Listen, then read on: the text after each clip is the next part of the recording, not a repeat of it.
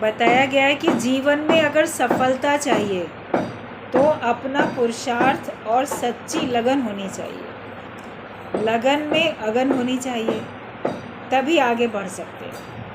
हर व्यक्ति अपने जीवन में सफलता चाहता है, असफल होना तो कोई भी नहीं चाहता, सभी चाहते हैं जिस भी फील्ड में मैं जाऊं वहाँ मुझे सक्सेस मिले, सफलता मिले मुझको वहाँ। तो सफलता के लिए एक तो सच्ची लगन होनी चाहिए तुम्हारे अंदर, दूसरे पुरुषार्थ भी करो। केवल मन में लगन है, पुरुषार्थ नहीं करते हो तो भी कैसे काम चलेगा।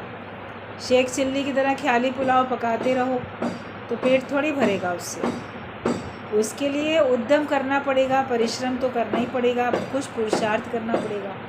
तो सफलता मेहनत मांगती है, बिना मेहनत के सफलता नहीं मिल सकती है।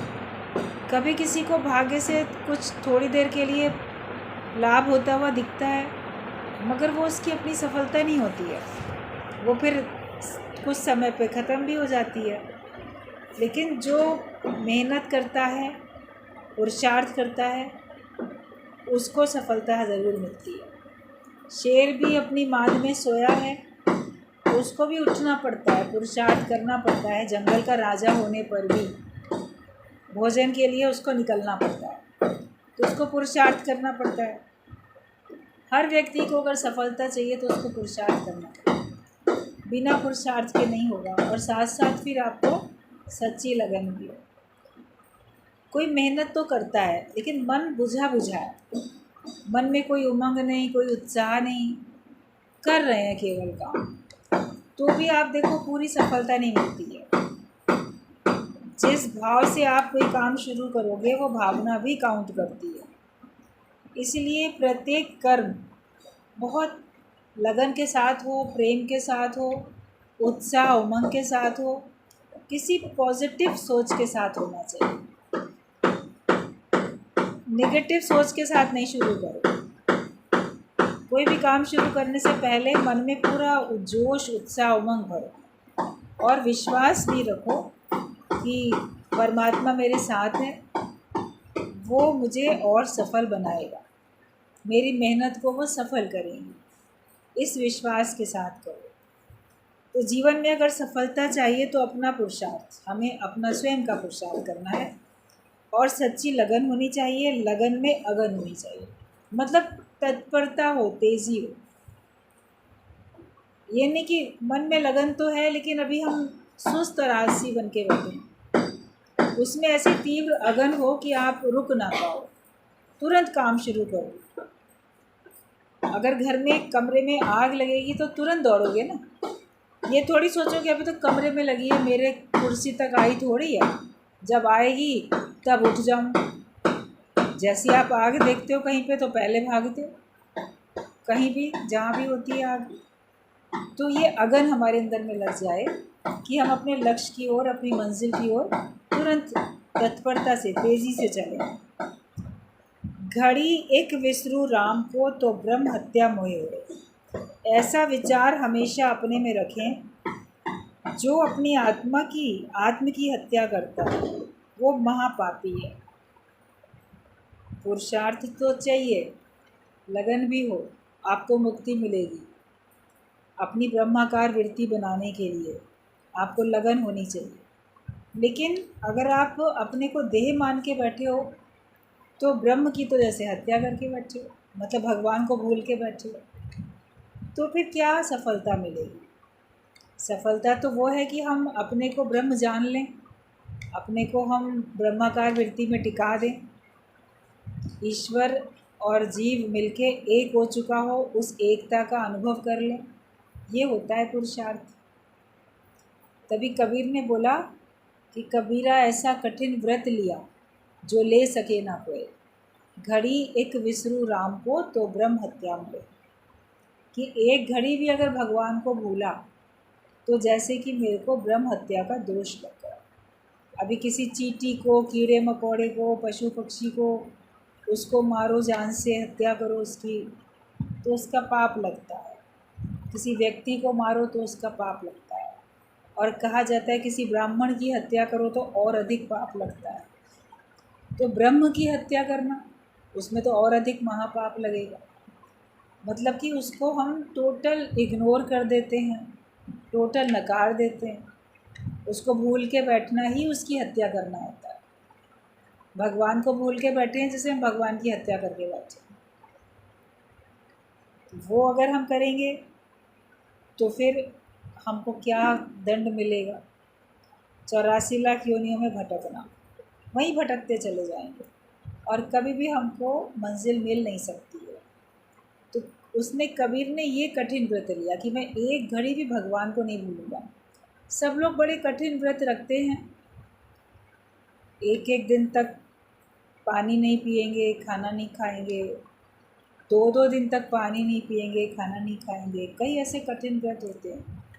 कई सूर्यायण चंद्रायण के ऐसे व्रत होते थे जिनमें जब तक सूर्य न दिखाई दे तो व्रत नहीं टूटता था। तो वो बरसातों के मौसम में वो व्रत आते थे, तो उसमें बरसातों में बहुत बारिश होती थी, बादल होते थे, सूर्य दिखता ही नहीं था। तो जो कठिन व्रत रखने वाली महिलाएं ऐसे होती थी, वो तब तक नहीं पानी पीती थी जब तक सूर्य दिख ना जाए। महात्मा गांधी की एक पुस्तक में, उनकी जीवनी में हमने बात पढ़ी थी कि वो बचपन में अपने देखते थे अपनी माँ को और लोगों को कि सूर्य अगर नहीं निकला है, नहीं दिखा, निकलता तो है अपने टाइम पे, लेकिन उनको अगर नहीं दिख रहा है तो इतने इतने दिन तक पानी भी नहीं पी रहे हैं। कितना कठिन व्रत है। और भी बहुत सारे व्रत ऐसे होते हैं। तो उन सबसे कठिन ये है कि हमको एक घड़ी भी भगवान को भूलना नहीं। उस कठिन व्रत को कर लेते हो, पानी के बिना, अनाज के बिना रह जाएंगे, लेकिन क्या इस व्रत को हमने धारण किया है कि मैं कभी भी भगवान को नहीं भूलूंगा? प्रभु ते भूलियाँ तो व्यापन सभी रोग। क्यों भगवान को हम भूल जाते हैं? उसको सदा याद रखो। पहले वो है, बाद में हम हैं। उसी ने हमको बनाया, तो उसको क्यों विसर जाए हम, उसको क्यों भूल जाए? और जिस गुरु ने हमको उसका पता बताया, उसको क्यों भूल जाए? जिसने हमको उस विषयों के विष से निकाल दिया, बाहर कर दिया, उसको क्यों भूल जाए? कोई सोचेगा याद करना तो द्वैत की निशानी होती है, दो में याद होती है, अपने आप में अकेले में याद थोड़ी होती है। लेकिन उसको हम भूलें क्यों? जिसने हमको सच का रास्ता दिखाया, मार्ग दिखाया, पता बताया। मुझे सो क्यों विसरे जो विखते काटे, जो विष से हमको निकाल दे, बाहर कर दे, उसको हम क्यों भूलें? तो गुरु को भी नहीं भूलते हैं और उस निराकार परमात्मा की मेहरबानियों को भी हम नहीं भूलते। जब उसको हम हमेशा याद रखते हैं तो सोचो कि हम सही काम कर रहे हैं, हम पुण्य करते हैं। लेकिन उसको अगर भूल जाते हैं तो हम महापाप करते हैं। तो एक घड़ी भी भगवान को नहीं भूलो। ऐसा विचार अपने में रखो कि अगर मैं भगवान को भूला तो मेरे ऊपर ब्रह्म हत्या का दोष लगेगा। जो अपने स्वयं की, अपने आत्मा की हत्या करता है तो वो महापापी है। एक शरीर की अपने मर्जी से हत्या कर देते हैं लोग, तो पापी हैं वो। लेकिन शरीर को तो आपने नहीं मारा, शरीर तो आपका जीवित है, लेकिन आपने ब्रह्म को भुला दिया, अपनी आत्मा को भुला दिया, तो यही तुम्हारी आत्महत्या हो गई। बाहर से कोई हमको आत्महत्या करता हुआ दिख जाता है, कोई ट्रेन के नीचे कट गया, किसी ने आग लगा ली, कोई डूब गया पानी में, कोई फांसी लगा ली, किसी ने जहर खा लिया, कोई भी कारण से अपने शरीर को स्वयं अपने हाथों से नष्ट कर दिया, तो बोलेंगे इसने आत्महत्या कर ली। लेकिन तुम अपनी आत्मा को भूल के बैठे हो, अपने को देह मान के बैठे हो, तो ये भी तो तुम्हारी आत्महत्या ही है। वो तो आत्मघाती सभी है। फिर कौन ऐसा है जो आत्मघाती नहीं है? केवल ज्ञानी, केवल ब्रह्म ज्ञानी, वो आत्मघाती नहीं है, क्योंकि वो आत्मा को याद रखता है। हम आत्मा को भूलते हैं, हम अपने देह को याद रखते हैं, तो फिर हमको आत्महत्या वाला दोष लगेगा। कई बार व्यक्ति सोचता है कि मैं कुछ बुरा काम तो करता नहीं हूँ, पाप तो करता नहीं हूँ, फिर मुझे इतने दुख क्यों मिल रहे हैं? मैंने तो हमेशा अच्छे अच्छे काम किए हैं, तो भगवान फिर मुझे दुख क्यों दे रहे हैं? काम तो उसने अच्छे किए, लेकिन उसने फिर ऐसे पाप भी किए जो उसको पता ही नहीं है कि मैंने पाप किए।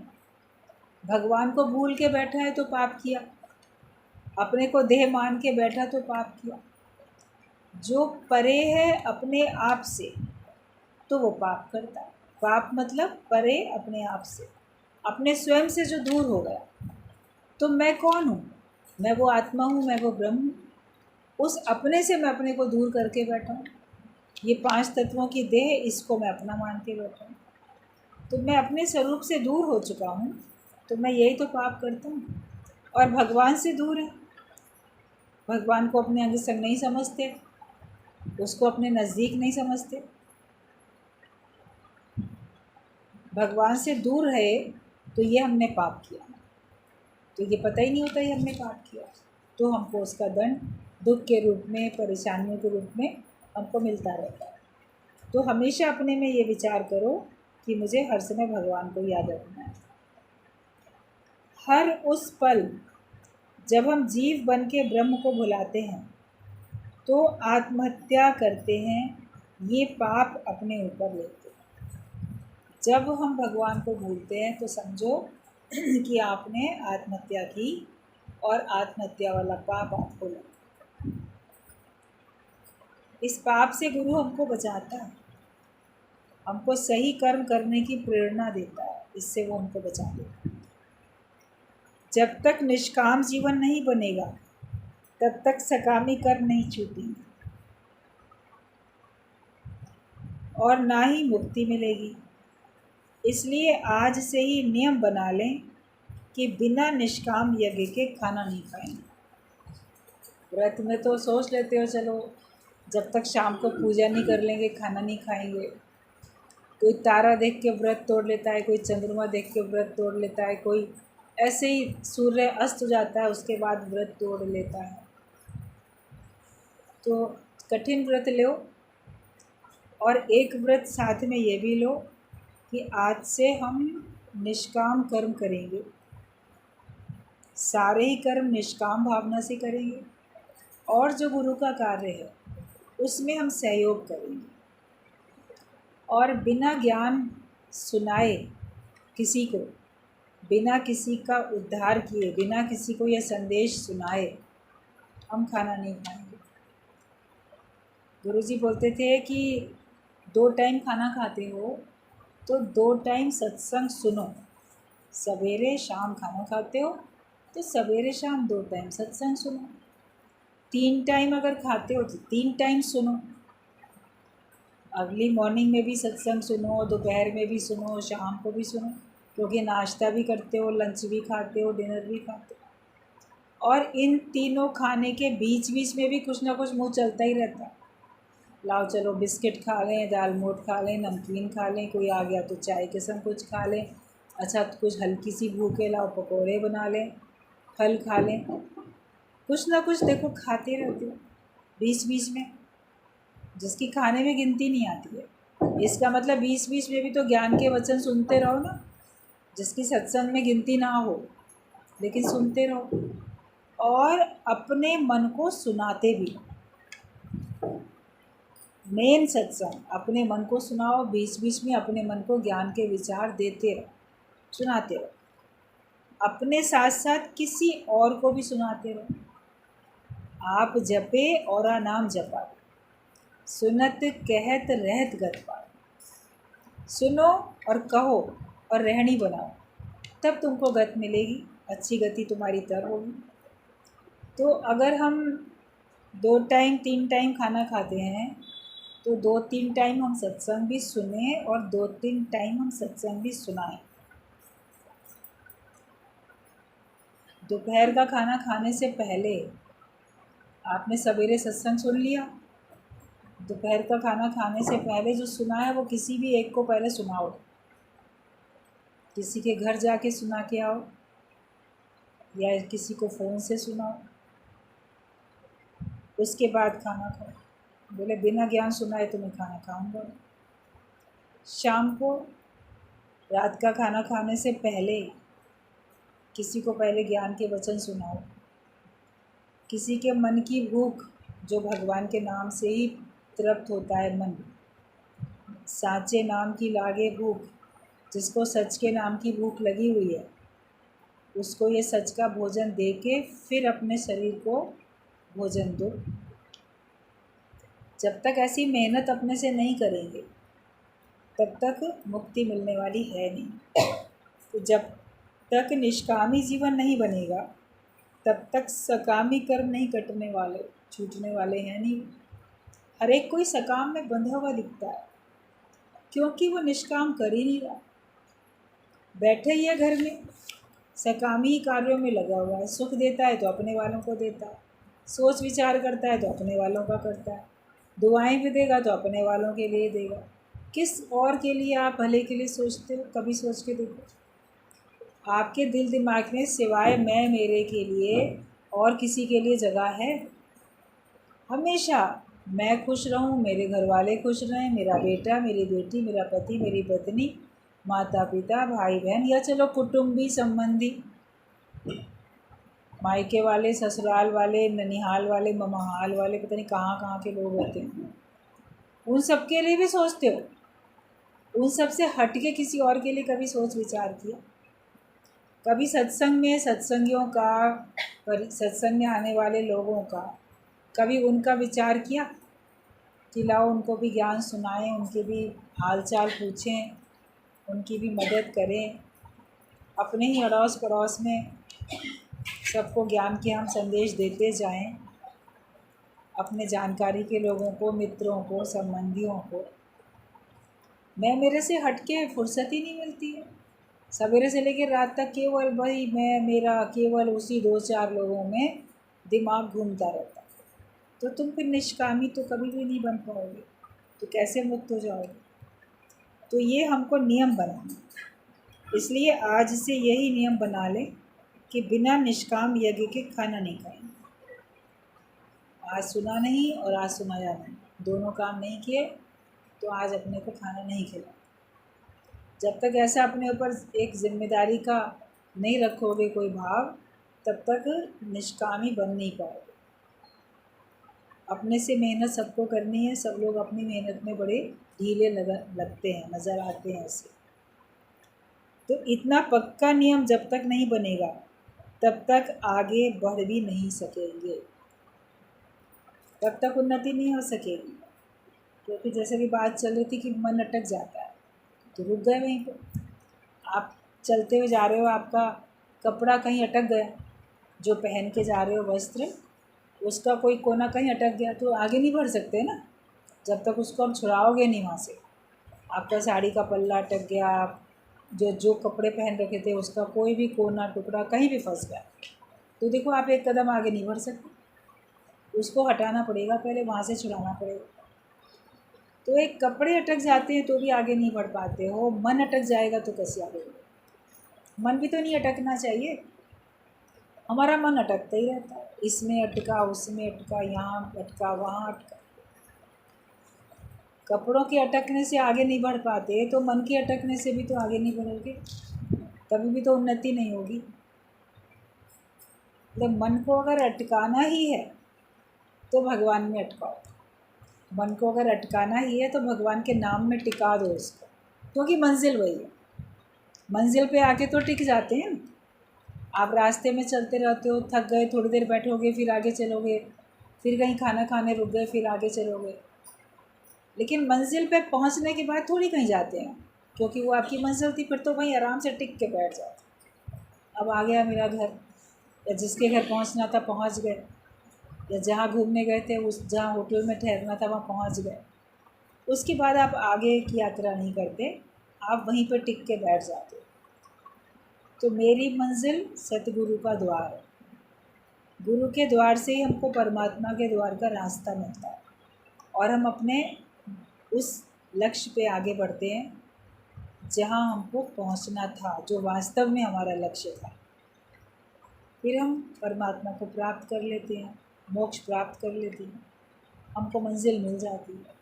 तो रास्ते में कहीं भी माया में, माया के पदार्थों में, माया के व्यक्तियों में ना दुखों में ना सुखों में, किसी में मन को नहीं अटकाओ। बोलो मन अगर अटकना ही चाहता है तो परमात्मा में अटक। राम तीर्थ एक बहुत अच्छी बात बता के गए हैं। तो उन्होंने कहा है कि दुनिया में सब कहते हैं ये मेरा फ़र्ज़ है, ये मेरा धर्म है, ये मेरा ड्यूटी है। फ़र्ज़ के नाम पे सब अटकते रहते हैं। हर एक को उसका फ़र्ज़ ही तो अटका के बैठा है। अरे ये तो मेरा फ़र्ज़ है ना, तो मुझे करना ही। अभी से सत्संग में कैसे जाएं, तो क्या करें। तो वो बोलते थे कि फ़र्ज़ तुम्हारा एक है, फ से फंसो, र से राम में, ज से जवानी में। फ़र्ज़ में फ, र और ज 3 शब्द आते हैं ना। तो फंसो राम में, जवानी में, यही तुम्हारा फ़र्ज़ है। मतलब मन तुम्हारा जितनी जल्दी हो सके यंग एज से ही भगवान में अटक जाए। यंग एज में तो लड़कियों का लड़के में, लड़कों को उनका लड़कियों में, इनमें अटकता रहता है, या सुखों में अटकता रहता है।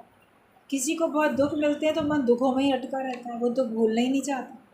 मुझे बड़े दुख मिले, बचपन से दुख मिले, आज दिन तक मिलते चले आ रहे हैं, तो वो दुखों में ही अटका हुआ है। लेकिन मन को ना दुखों में ना सुखों में, ना माया के व्यक्तियों में, ना माया के पदार्थों में, किसी में नहीं अटकाओ। अटकाना है तो भगवान में अटकाओ, राम में अपने मन को अटका तो बाकी सारे बंधन खुल जाएंगे।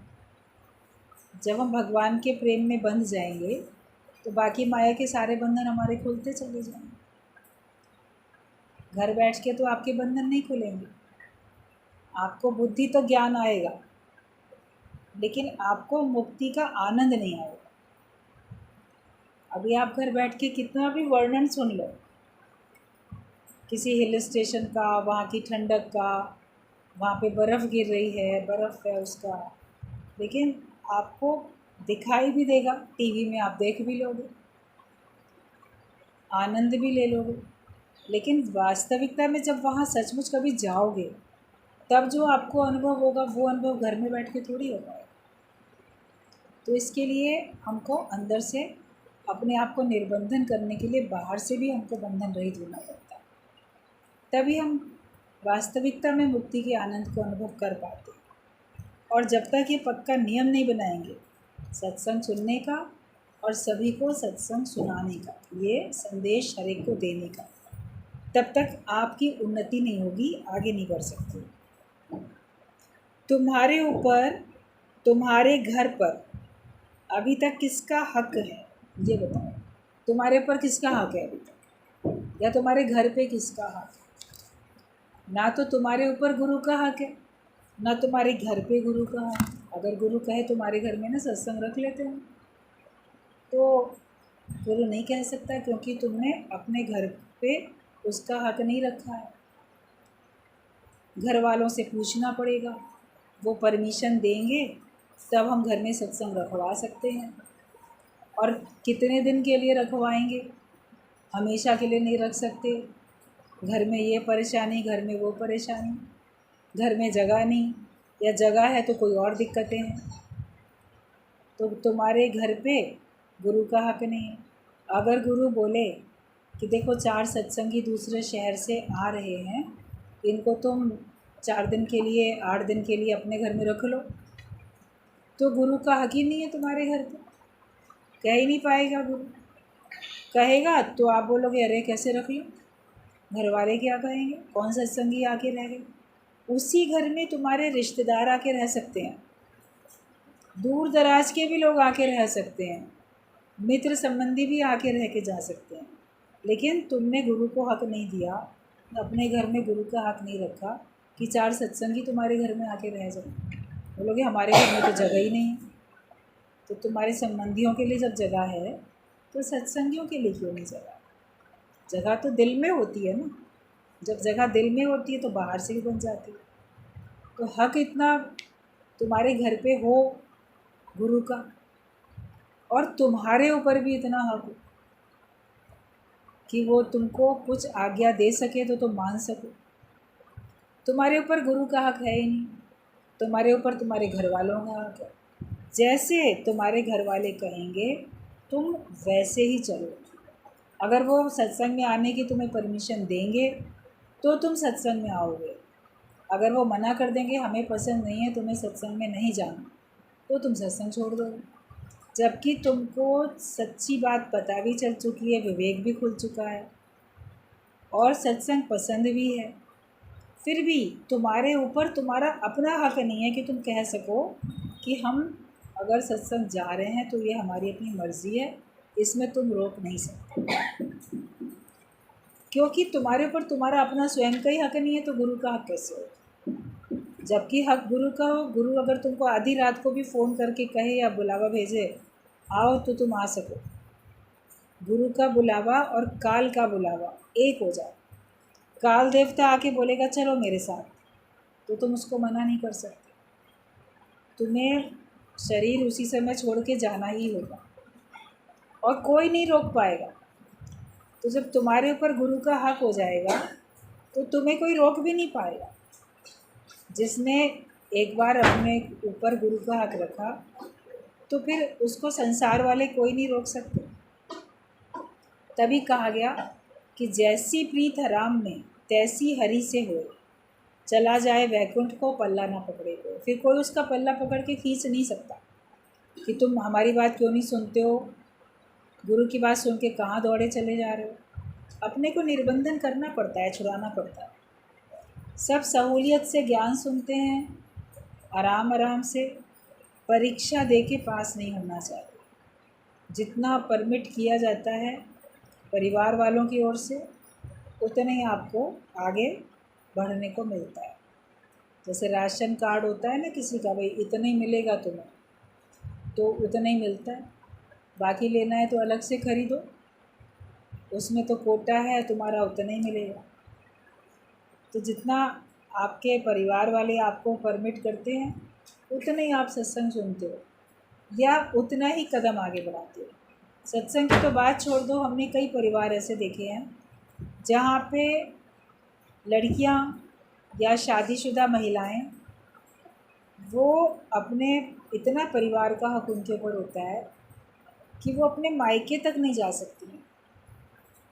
शादी होके लड़की आ गई ससुराल में तो बिना ससुराल वालों की और पति की मर्ज़ी के अगर वो चाहे कि मेरे माता पिता बीमार हैं, मैं उनको देख आऊँ, 4 दिन वहाँ रुक के सेवा करके आऊँ, या भाई बंधु कोई भी हैं उनके दुख सुख में हम चले जाएं, या वैसे ही हम चेंज करना चाहते हैं, बहुत दिन हम ससुराल में रह रहे हैं, हम थोड़ा महीना 15 दिन हफ्ता दिन जाना चाह रहे हैं, तो अगर वो लोग नहीं चाहेंगे ससुराल वाले तो वो अपने मायके तक नहीं जा पाते। और जगह की तो बात ही छोड़ो, क्योंकि उनके ऊपर हक इतना ज़्यादा दूसरों का होता है। उन्होंने अपने ज़िंदगी का फ़ैसला खुद उनको करना आता ही नहीं, या वो बोल्ड स्टेप ले नहीं पाते। जगत में लोग पाप करने के लिए बोल्ड स्टेप ले लेते हैं, उनको कोई नहीं रोक पाता। आप पुण्य करने के लिए बोल्ड स्टेप नहीं ले पाते, आप सत्य की राह में चलने के लिए मजबूत कदम नहीं उठा पाते। और आजकल हम देख रहे हैं लोगों को किसी बात की मर्यादा नहीं, मर्यादा से गिरे हुए लोग हैं और चरित्र उनके ख़राब हैं और वो कर रहे हैं गलत काम, उस पे भी बहुत ऐंठ के अकड़ के चल रहे हैं। माता पिता की भी नहीं सुनते, परिवार वालों की भी नहीं सुनते। जितना उनको रोका जाए कहा जाए उतना ही वो और अधिक उद्दंड होते चले जाते हैं।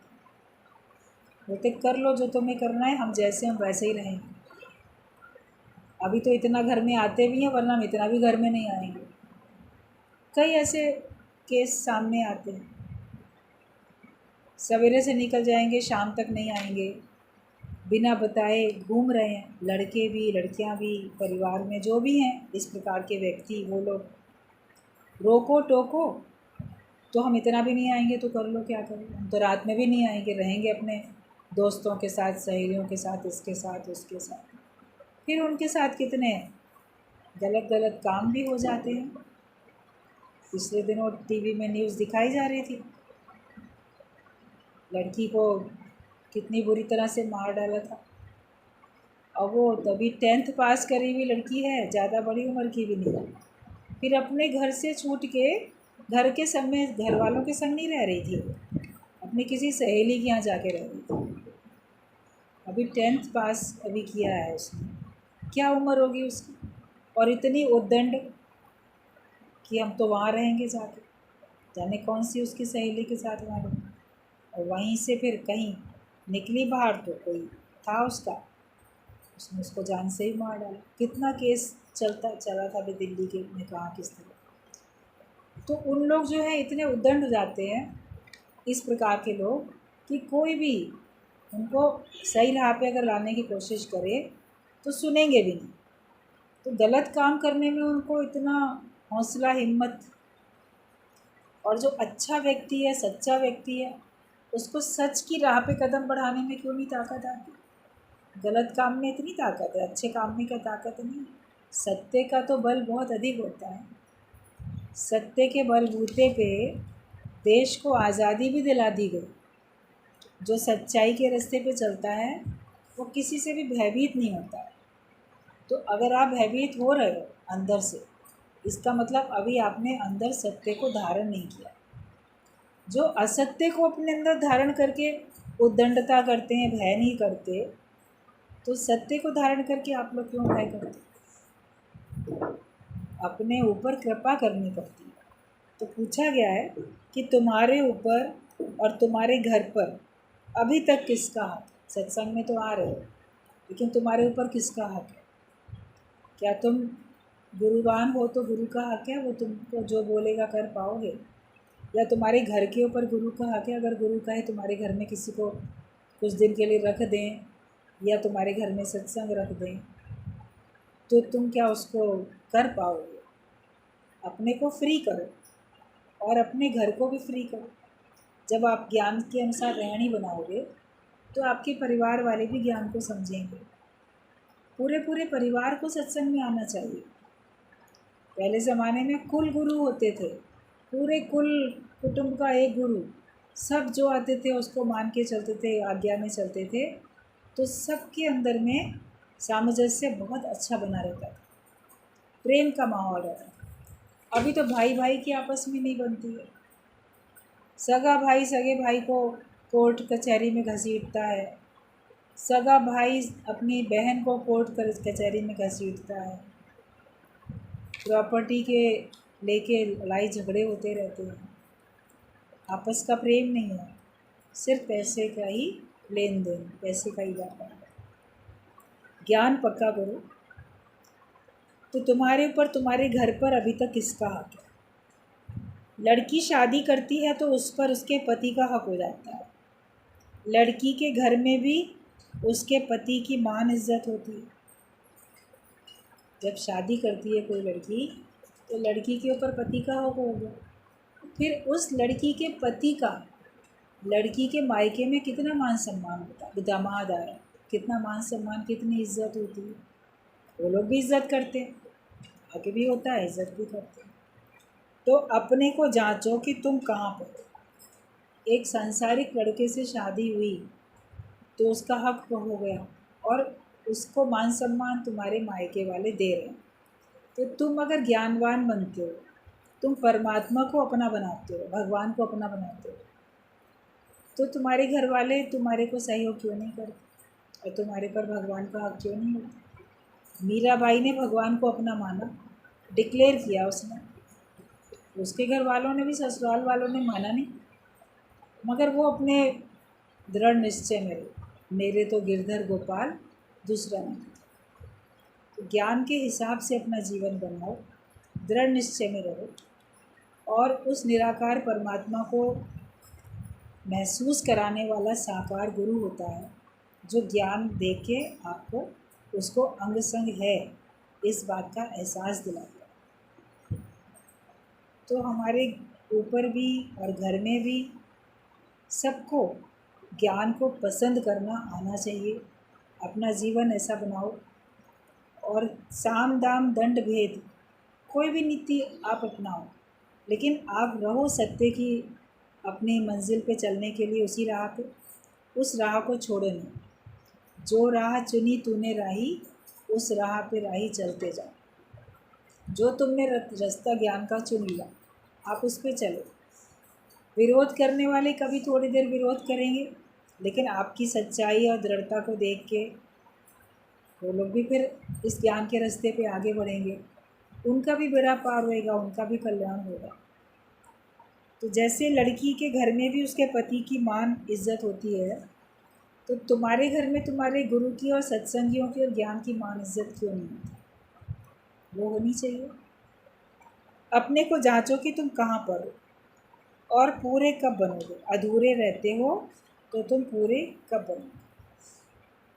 ज्ञानी को भले ही किसी चीज़ की ज़रूरत ना हो, चाहे वो कितना भी निरीच्छा क्यों ना हो, फिर भी वो अपना हक नहीं छोड़ता। आप बोलो हम तो ना इच्छा रहित हो गए, हमारी तो कोई इच्छा ही नहीं, मेरा तो कुछ है ही नहीं, तो मैं अपने घर में अपना हक क्यों रखूं, या मैं इच्छा क्यों करूं?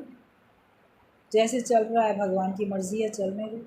तो ज्ञानी को ज़रूरत किसी चीज़ की नहीं होती है, उसको घर में एक कोने की भी ज़रूरत नहीं है, लेकिन फिर भी गुरु हर एक को इतना मजबूत बनाता है कि तुम अपना हक छोड़ते क्यों, जब घर में रहने वालों का सबका बराबर का हक है।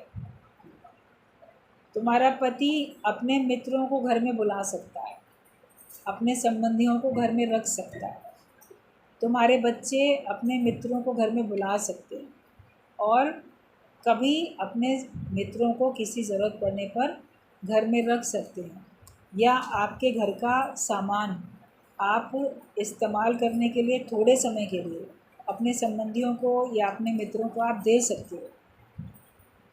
तो आप ही क्यों नहीं कर सकते वैसा? आप बोलोगे नहीं हमारा तो कुछ है ही नहीं घर में, मेरी तो चलती ही नहीं है, मेरा तो कुछ है ही नहीं घर में, मैं कैसे कर सकता हूँ?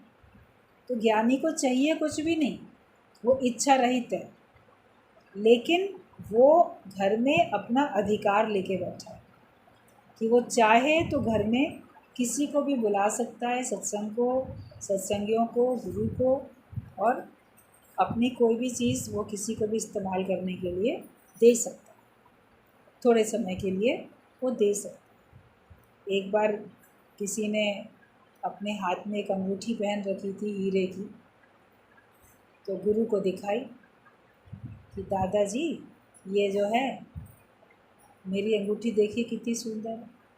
बोले हाँ बहुत अच्छी है, पति ने दी है मुझे, गिफ्ट करी है जन्मदिन पे।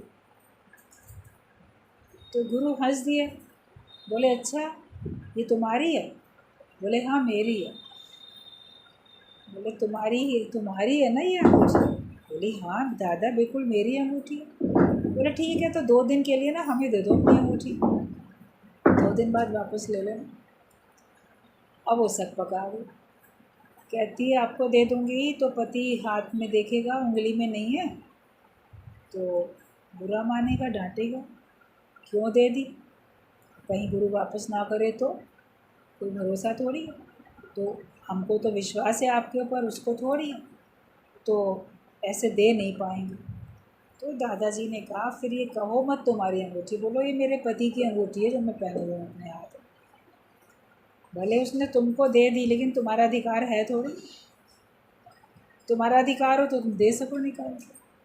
अभी वो कमाता है तो वो निकाल के उठा के किसी को कुछ भी दे सकता है, लेकिन तुम सोचोगे कि हम तो अर्निंग मेंबर हैं ही नहीं, हम तो दे ही नहीं सकते। लेकिन बाहर से सैलरी ना लेते हुए भी जो घर की गृहिणियाँ होती हैं वो कितना काम करती रहती हैं। अगर उसके हर महीने की तनख्वाह जोड़ो तो कितनी हो जाएगी, और वो भी इतनी ईमानदारी से कोई नौकर करेगा नहीं जितनी ईमानदारी से घर की गृहिणी करती है। तो ज्ञानी को भले ही किसी चीज़ की ज़रूरत ना हो, चाहे वो कितना भी निरीच्छा क्यों ना हो, फिर भी वो अपना हक नहीं छोड़ता। गुरुजी बोलते थे हम तुमको तुम्हारे ही घर में रानी बना के बिठा लेंगे, तुम अपने घर में नौकरानी के तरीके से रहते हो, दास और गुलाम बन के रहते हो, लेकिन अगर तुम ज्ञान के हिसाब से, गुरु के हिसाब से चलोगे तो तुमको तुम्हारे घर में तुम्हारा हक दिला के गुरु रखता है। और गुरु को कुछ चाहिए थोड़ी, उसको तो किसी का 1 रुपया भी नहीं चाहिए, लेकिन तुम्हारे मन की आसक्तियों को देखने के लिए, तुमको हक दिलाने के लिए कभी कभी वो इस प्रकार से कुछ युक्ति देता भी है, तो हमें उस पर शक नहीं करना चाहिए। हमको विश्वास करना चाहिए कि जो भी कुछ हो रहा है वो मेरे भले के लिए होगा। तो इच्छा तो किसी को भी नहीं होती, लेकिन फिर भी ज्ञानी का मतलब ये नहीं है कि आप घर में अपना हक छोड़ के बैठ जाओ, अपना अधिकार लेकर बैठो। अंत तक उसका हक जो है वो बना रहता है।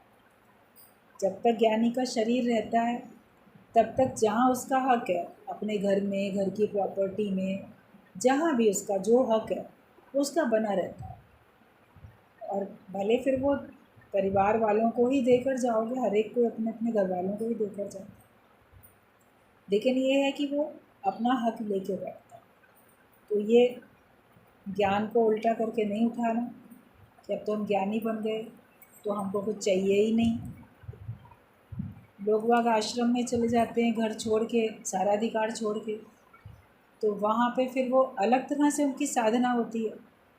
लेकिन यहाँ पे कोई घर छोड़ने की बात नहीं, आश्रम में जाने की बात नहीं, तो यहाँ घर में रह के अलग प्रकार से साधना होती है। ये तपस्या है, अपना अधिकार लेके बैठना भी तपस्या। भले शुरू में लोग बोलेंगे इच्छा तो इनको भी है, अधिकार तो इनको भी है, स्वार्थ तो इनका भी है, लेकिन वो आप देखोगे कि वो इच्छा, वो अधिकार, वो स्वार्थ अज्ञानियों की तरीके से नहीं होता है।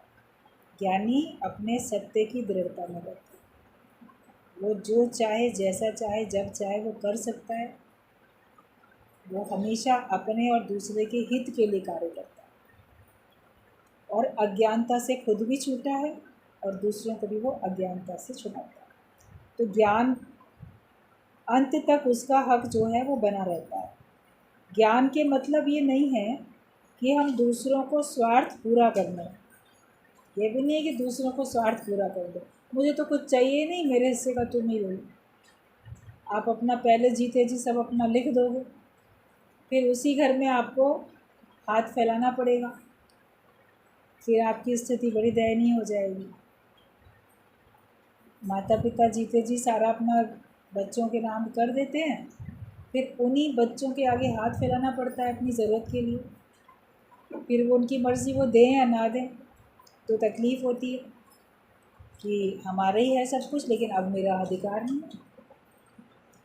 तो ज्ञानी को अपना अधिकार बनाए रखना भी आता है।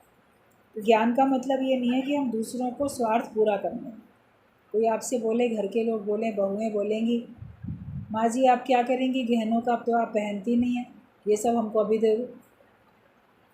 तो आप बोलोगे हाँ बात तो ठीक है, मैं भी सब बांट देती हूँ। तो बांट दिया तो उन्होंने तो अपने स्वार्थ से लिया ना। क्या उसके बाद वो अगर निगाह बदल दे तो आप कुछ नहीं कर सकते? उन्हीं का ही है, लेकिन आपकी मर्ज़ी है, आप पहनो या रखो या जब उनको दो या किसी किसी मौके पे दो। अपने ही गहने कभी उनकी एनिवर्सरी पे, कभी उनके जन्मदिन पे, किसी और मौके पे एक एक आइटम आप दो तो अच्छा लगेगा। लेकिन ये कि ज्ञानी दूसरे के स्वार्थ को भी पूरा करने के लिए उनकी बातों में नहीं आते। लोग तो अपना स्वार्थ पूरा करने के लिए आपको बातों में फंसा लेते हैं। कि ज्ञान के मतलब ये नहीं है कि हम दूसरों को स्वार्थ पूरा करने दें। ज्ञानी किसी का भी स्वार्थ पूरा नहीं करता है, तथा अपना बहुत ऊंचा स्थान बनाकर बैठता है। वो अपना स्थान भी आत्मा का बहुत ऊंचा बना के बैठेगा, घर में दृढ़ता से बैठेगा और किसी का स्वार्थ पूरा नहीं करेगा। अगर तुम अपने काम से काम रखो, हम अपने निष्काम से मतलब रखते हैं। आत्मा में है तो महान है, पर उसके शरीर की भी महानता होती है, इज्जत होती है, सम्मान होता है। ज्ञानी का जो देह है वो भी पूजनीय होता है, उसका भी मान सम्मान होता है। वो अपना एक खास स्थान बनाता है, जिससे घर व बाहर के सभी लोग उस पर श्रद्धा व प्रेम रखते हैं। ज्ञान की खासियत ये है कि अपने को ऐसा बदल करके दिखा दो जो तुम्हारे प्रति तथा तुम्हारे गुरु के प्रति सभी नतमस्तक हो जाए। ये ज्ञान होता है कि आप अपने आप को ऐसा बनाओ कि लोग तुम्हारा भी आदर मान सम्मान करें और तुम्हारे गुरु के प्रति भी वो नतमस्तक। अगर वो तुम्हारा मान सम्मान नहीं करते हैं, तुम्हारे गुरु का भी मान सम्मान नहीं करते, और अगर वो तुम्हारे गुरु का मान सम्मान कर रहे हैं तो वो तुम्हारा भी करेंगे। आप घर में सत्संग को और ज्ञान को और गुरु को प्रकट करो, उससे गुरु का कुछ फ़ायदा नहीं है, फ़ायदा आप ही का। क्योंकि अगर वो लोग गुरु की इज़्ज़त करना सीख जाएंगे तो वो आपकी भावनाओं की भी कदर करेंगे, आपकी भी इज़्ज़त करेंगे। लेकिन अगर वो गुरु का मान सम्मान नहीं करते हुए दिखेंगे तो वो आपका भी अपमान करेंगे, पल पल में आपकी भी इज़्ज़त नहीं करेंगे। तो ज्ञान केवल आत्मा परमात्मा समझ के बैठने का नहीं होता है, लेकिन ज्ञान हमारा जीवन कैसा हो, हमारा व्यवहार कैसा हो, और हम संसार में व्यवहारिकता में कैसे हम सिद्ध होके बैठे, व्यवहार भी सिद्ध हो और परमार्थ भी सिद्ध। वो युक्तियाँ गुरु हमको देते हैं कि हम जहाँ भी बैठे हैं, जिस घर में बैठे हैं, प्रेम से बैठो, जियो और जीनो दो के हिसाब से बैठो, दूसरे को भी उसका हक दो और अपना भी आप हक लेके बैठो। अपना हक छोड़ के नहीं बैठ जाओ कि नहीं मुझे कुछ नहीं चाहिए, मैं तो सत्संगी बन गया इसलिए अब मेरा कोई हक नहीं। तो आपका हक है, आप रह रहे हो, आपका हिसाब किताब है। जब आप वहाँ रह रहे हो तो आपका हिसाब किताब है, आपके कर्म का हिसाब किताब है। तभी तो भगवान ने आपको उस जगह पे रखा है।